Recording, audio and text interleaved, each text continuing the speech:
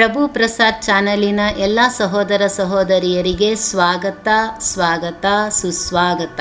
ಇವತ್ತು ಕಡಲೆ ಹಿಟ್ಟಲ್ಲಿ ಪೇಡ ಮಾಡೋಣ. ಕಡಲೆ ಹಿಟ್ಟಲ್ಲಿ ಪೇಡ ಮಾಡೋದಕ್ಕೆ ಬೇಕಾಗಿರುವಂತಹ ಸಾಮಗ್ರಿಗಳು: 1 ಕಪ್ಪು ಕಡಲೆ ಹಿಟ್ಟು ತೆಗೆದಿಟ್ಕೊಂಡಿದ್ದೀನಿ, 1.5 ಕಪ್ಪು ಸಕ್ಕರೆ ಪುಡಿ, ಅರ್ಧ ಕಪ್ಪು ತುಪ್ಪ,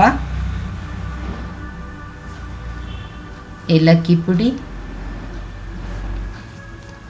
ಗೋಡಂಬಿ,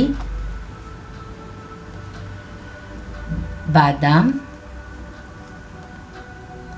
ಅರ್ಧ ಕಪ್ಪು ಎಣ್ಣೆ,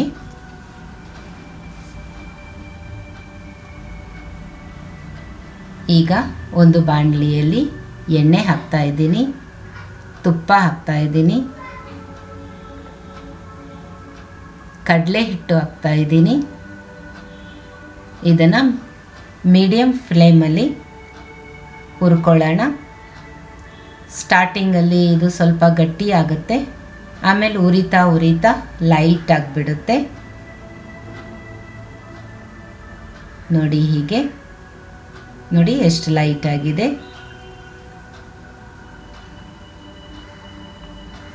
ಇನ್ನು ಸ್ವಲ್ಪ ಹುರ್ಕೊಳ್ಳೋಣ.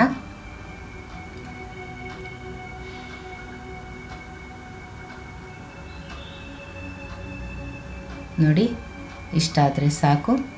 ಈಗ ಇದು ಸ್ವಲ್ಪ ಹೊತ್ತು ಆರಿಸ್ಬಿಟ್ಟು ಸಕ್ಕರೆ ಪುಡಿ ಹಾಕ್ತಾ ಇದ್ದೀನಿ. ಟೇಸ್ಟ್ ನೋಡಿಕೊಂಡು ಸ್ವಾದಾನುಸಾರವಾಗಿ ಹಾಕ್ಕೋಬೋದು.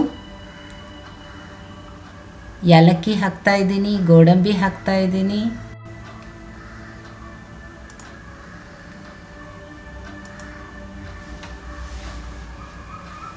ಬಾದಾಮ್ ಹಾಕ್ತಾ ಇದ್ದೀನಿ. ಇದನ್ನು ಮಿಕ್ಸ್ ಮಾಡ್ಕೊಳ್ಳೋಣ.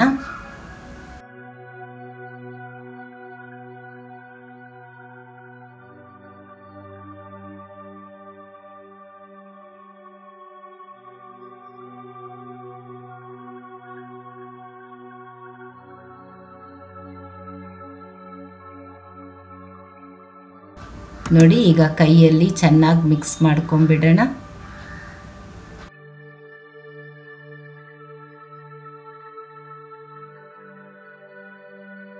ಈಗ ಉಂಡೆಗಳನ್ನು ಮಾಡ್ಕೊಳ್ಳೋಣ. ನೋಡಿ, ಹೀಗೆ